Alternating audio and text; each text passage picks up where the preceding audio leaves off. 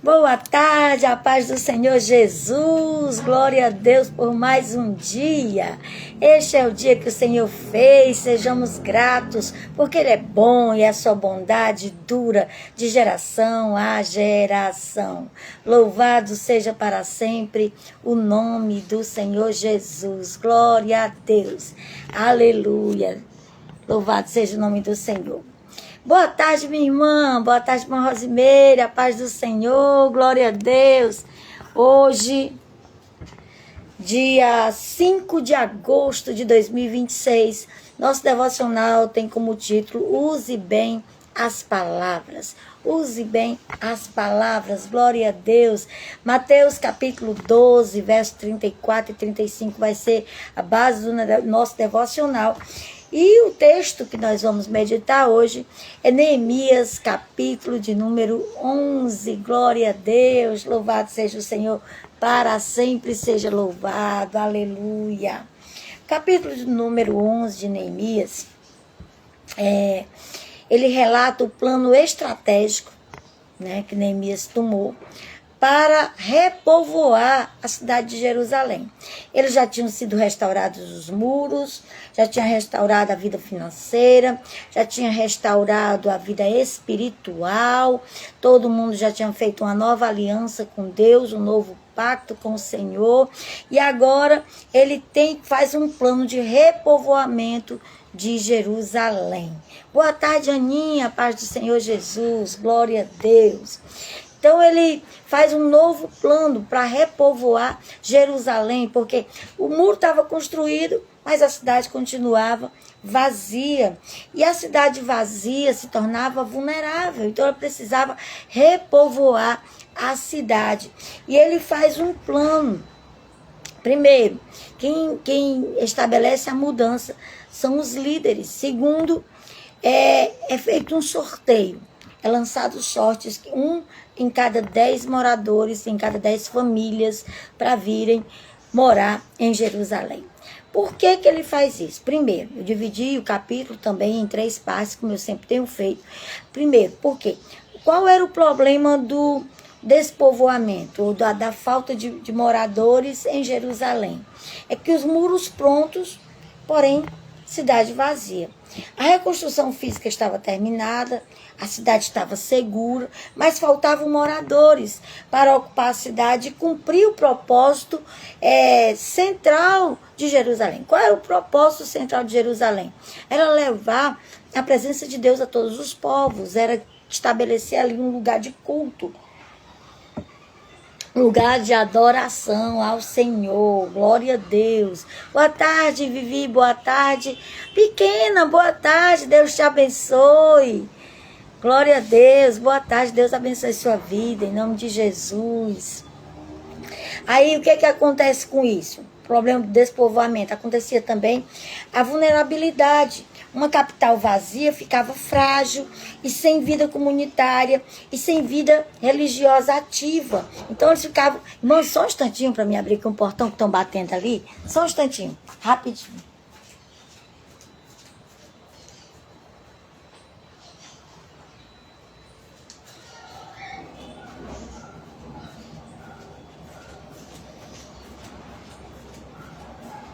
Estou fazendo devocional.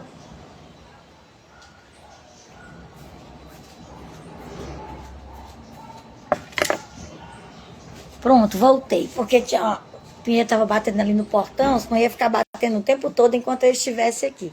Me perdoem, me desculpem por eu ter saído, mas foi uma urgência, precisei sair para abrir o portão. Deixa eu continuar. Então, a cidade estava pronta, muros prontos, estava edificada, porém vazia.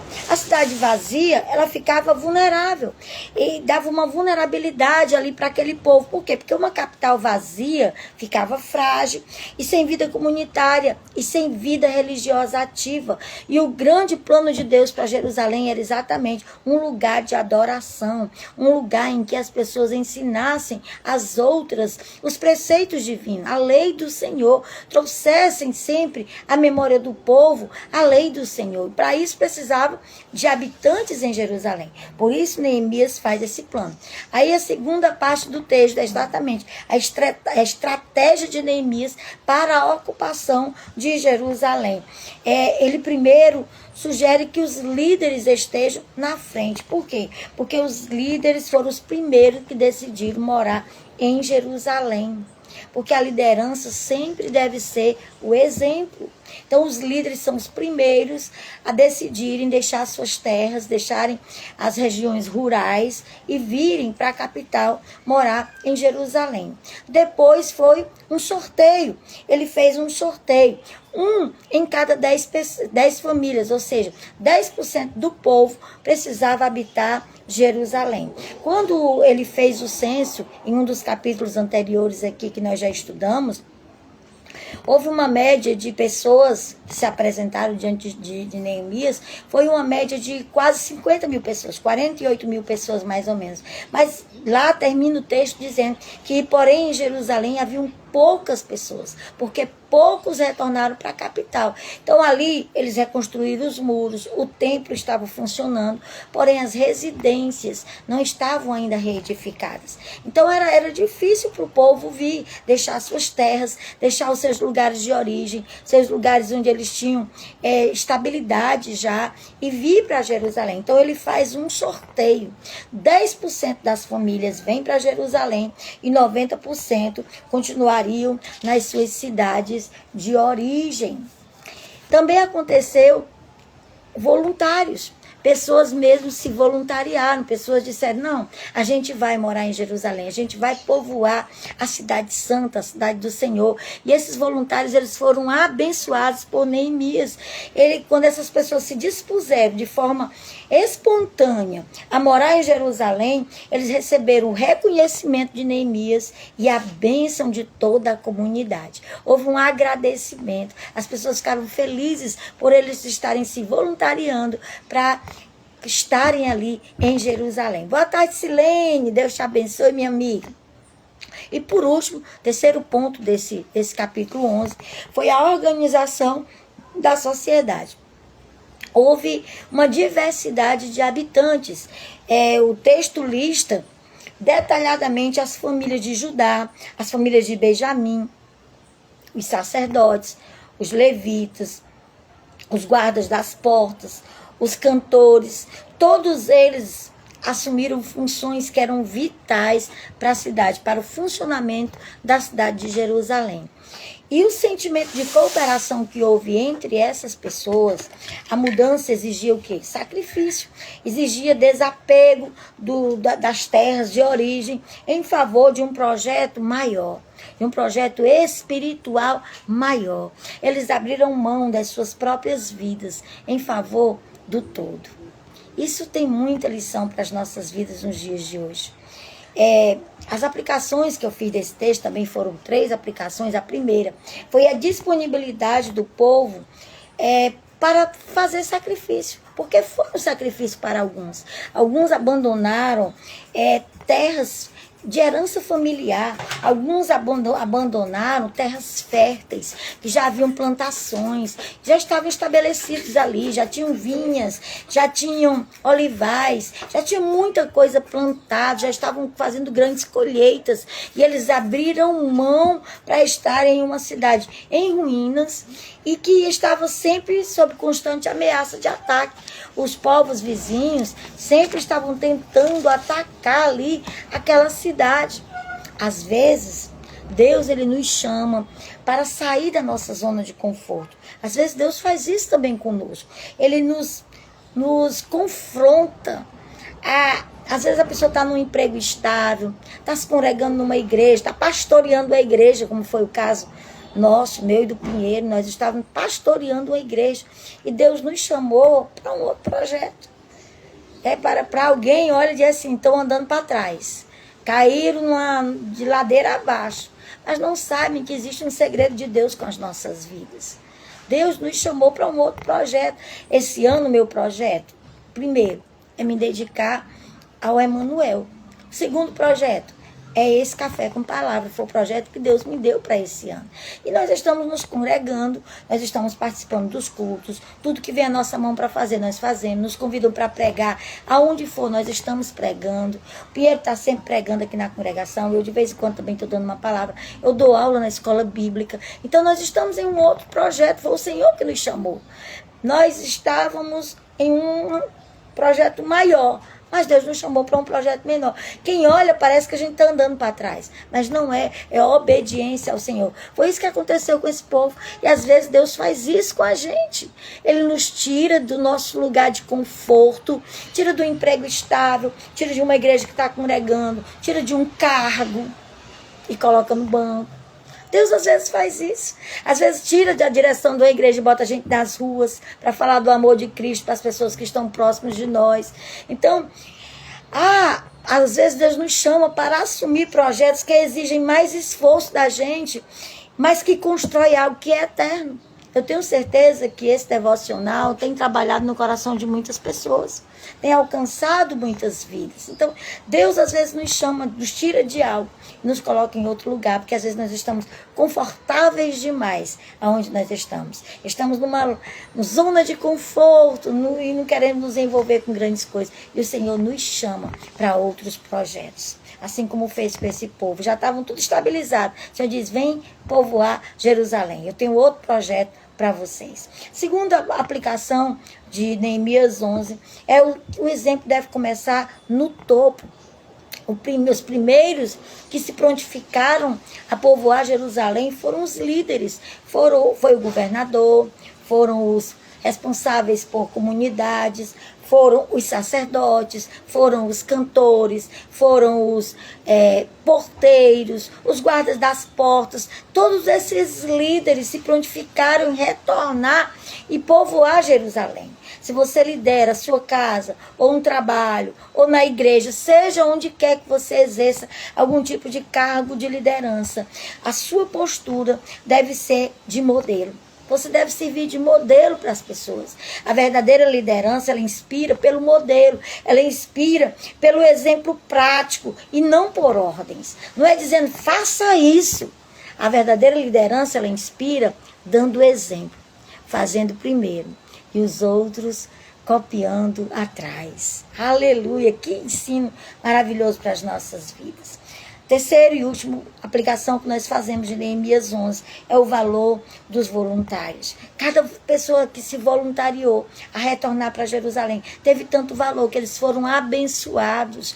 Eles foram, as pessoas agradeceram a elas. Então, iniciativa prática. O texto elogia quem se voluntariou para morar ali. O reino de Deus, ele avança quando pessoas não esperam alguém dizer, faça isso. Elas se manifestam para fazer, elas se oferecem para o serviço da casa do Senhor.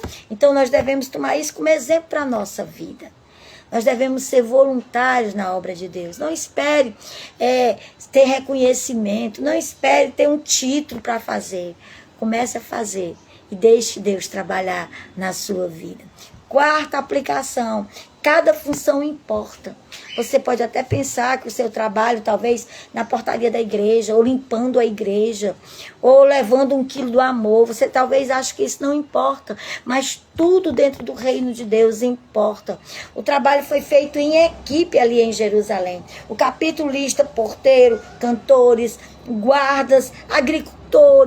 Jerusalém precisava de segurança, precisava de adoração, mas também precisava de comida, também precisava de administração. Então todos eram importantes. O que você faz na casa do Senhor, o que você faz na sua comunidade, o que você faz na sua família, por mais que você ache que é irrelevante, é importante demais no todo. É importante para Deus, é importante para as pessoas. Então ali cada um foi fazendo a sua função e cada função era extremamente importante.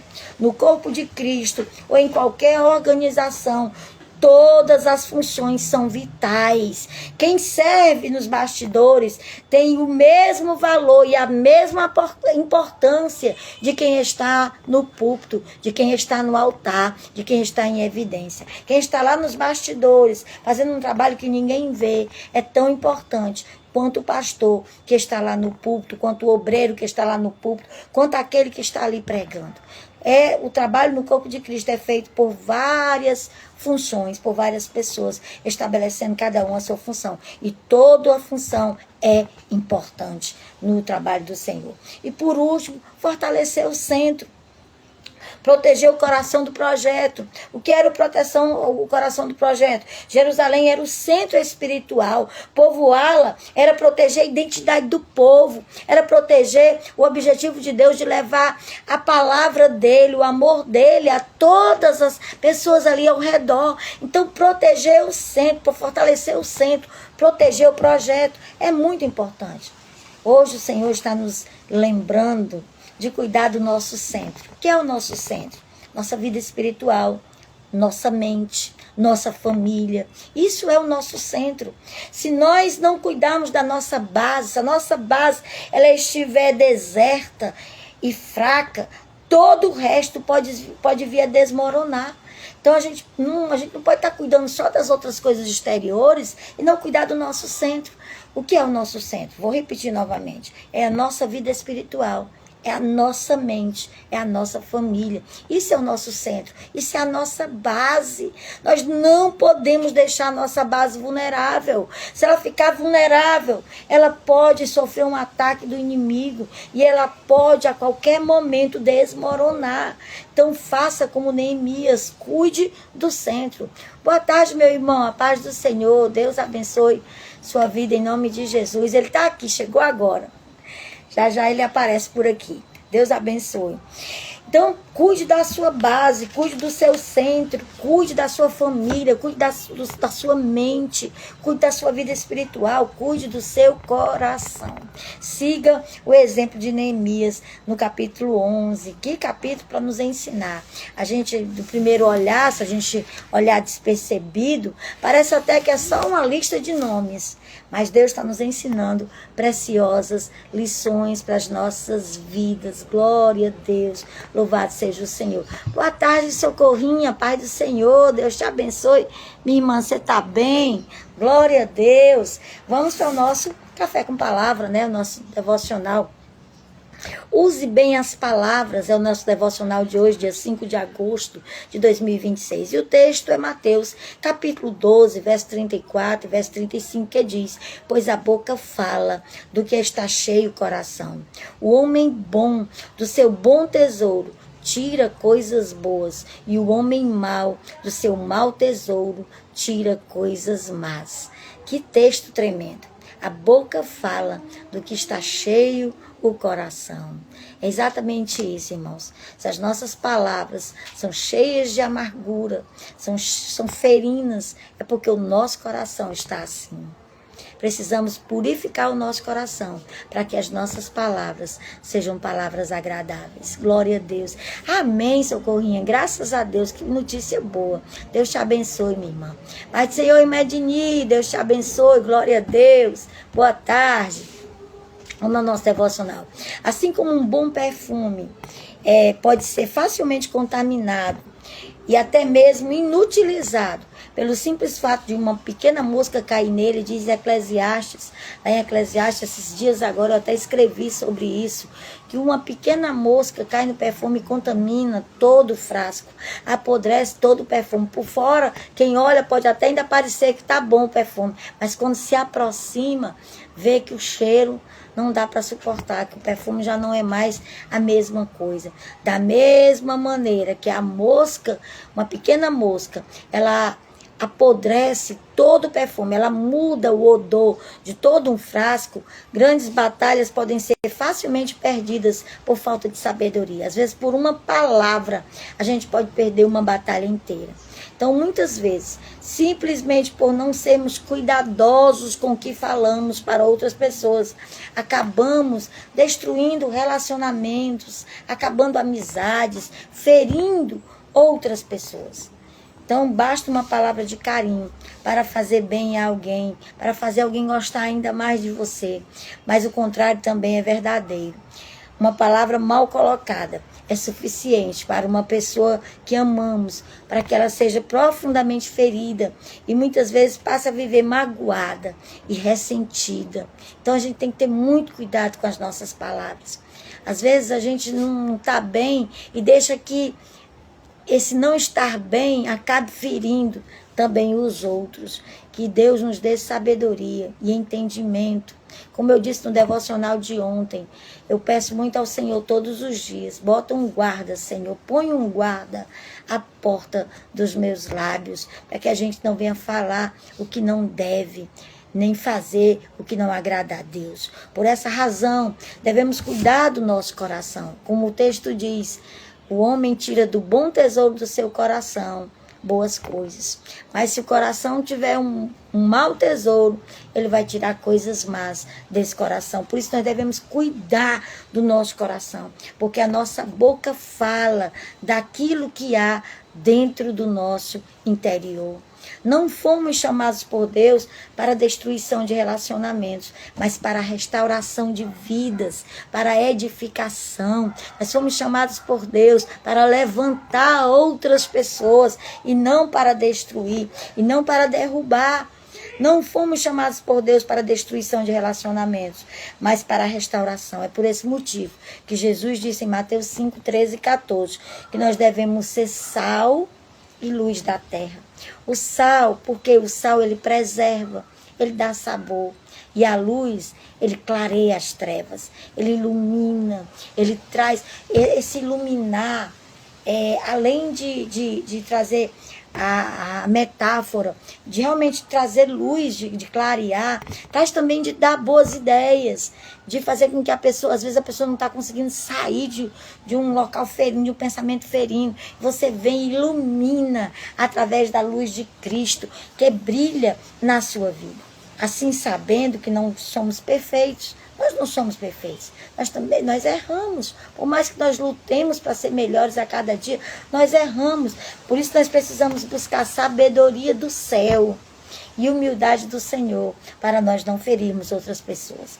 Pessoas sábias perdoam, pessoas sábias sabem que esse ato abre portas para novos começos em Deus. Então, ontem nós aprendemos para não deixar o sol se pôr sobre a nossa ira, mas antes que o sol se ponha, nós resolvermos as questões. Hoje continuamos no mesmo assunto. Devemos perdoar, liberar perdão antes que o sol se ponha sobre a nossa ira. Eu não sei você, mas eu constantemente peço ao Senhor para que me dê sabedoria que só o Pai pode dar, e use as minhas palavras para edificar vidas, além de buscar lidar de maneira prudente com afirmações contrárias. Porque se a gente for deixar o outro decidir quem nós somos, nós vamos nos tornar igual àquilo que nós não queremos. Então nós não podemos deixar o outro decidir. Ainda que o outro venha e lhe fira, você decida não ferir a ele. Decida quebrar ali aquele ciclo de palavras duras, de palavras malditas, de palavras que não agradam a Deus. Decida você mudar aquela situação através de boas palavras. Então, a partir de hoje, reflita. Você tem utilizado suas palavras para abençoar ou para amaldiçoar? Pense sobre isso. Como é que você tem usado suas palavras? Reclamações, críticas, ofensas devem ser substituídas por palavras de edificação, transformação, palavras de fé, palavras abençoadoras, palavras de bênçãos, palavras de otimismo. Você deve substituir as palavras ruins por essas palavras. Mas para isso você precisa encher o seu coração dessas coisas. Só vai sair boas palavras da sua boca se o seu coração tiver um bom tesouro guardado dentro dele. Porque se não tiver um bom tesouro, as palavras serão palavras ruins.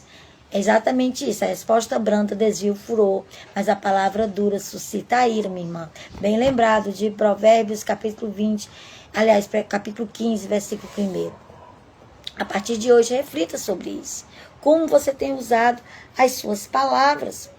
pois isso fará bem não apenas para você, como para todos que estão ao seu redor. Sua família vai ficar melhor, seus amigos vão ficar melhor, sua igreja vai responder melhor, se você tiver uma atitude de boas palavras. Você terá um canal de bênçãos na vida de muitas pessoas. Você será um canal de bênção na vida de muitas pessoas se você usar suas palavras com sabedoria, com prudência, para edificar, para abençoar, para levantar e não para amaldiçoar. O homem de coração bom sempre libera boas palavras, é a frase de hoje. E a palavra de hoje é abençoar. Nós fomos chamados por Deus para sermos uma bênção. Quando Deus chama Abraão de Ur dos Caldeus e diz, olha, vai para um lugar que eu te mostrarei. Ele diz para Abraão, sê tu uma bênção. O que Deus espera de mim e de você é que onde nós estejamos, nós sejamos uma bênção. Glória a Deus. Louvado seja o nome do Senhor. Deixa eu orar por você para que nós possamos concluir esse devocional para a glória do nome do Senhor. Pai querido, eu quero te louvar e te agradecer por mais uma palavra. Hoje, Senhor, dia 5 de agosto, tu nos lembra mais uma vez que as nossas palavras precisam ser para edificar, precisam ser para abençoar, para encorajar, para levantar, para trazer luz do meio das trevas, para temperar, para ser como sal, que preserva, que tempera, que dá sabor, Senhor, à vida. Em nome de Jesus, nos ajuda, Pai. Tem misericórdia das nossas vidas. Faz em nós e através de nós aquilo que só tu, Senhor, tens o poder de fazer. Em nome de Jesus. Abençoa, Senhor. Eu te peço. Abençoa cada um dos teus filhos que estão nesse devocional nesta tarde, para a glória do teu nome. Entra com providência na vida de cada um. Aos que estão enfermos, cura. Aqueles que têm algum tipo de comorbidade, cura, Senhor. Tu és poderoso para fazer tudo novo no nosso corpo, Pai. Em nome de Jesus. Aquele que está com algum tipo de necessidade, supre. Entra com providência. Tu és o Jeová Jirê. Tu és o Deus, Senhor, que pode todas as coisas e que tens o poder de providenciar na vida dos teus servos o que eles estão precisando. Em nome de Jesus, continua conosco. É o que eu te peço. E pela fé, eu te agradeço. Amém. Amém, meus irmãos. Glória a Deus. Obrigado você que participou aqui ao vivo do nosso devocional. Deus abençoe sua vida em nome de Jesus e que nós possamos continuar sendo uma bênção na vida das pessoas, aonde quer que nós estejamos, aonde nós estivermos inseridos. Que Deus use as nossas vidas para abençoar, para edificar, para levantar, para temperar com o sal e para iluminar como luz do mundo. Aleluia. A paz do Senhor. Beijo no coração de vocês.